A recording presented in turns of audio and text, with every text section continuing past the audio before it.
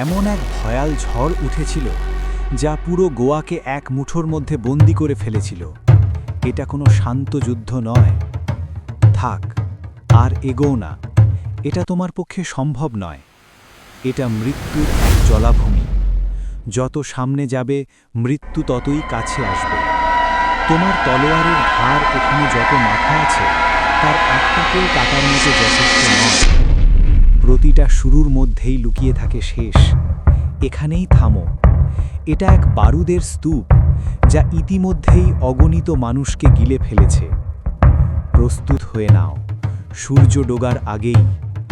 আর যদি রায়ার সঙ্গে চোখে চোখ পড়ে যায়, তাহলে জীবনকেই তুমি ঘৃণা করতে শুরু করবে।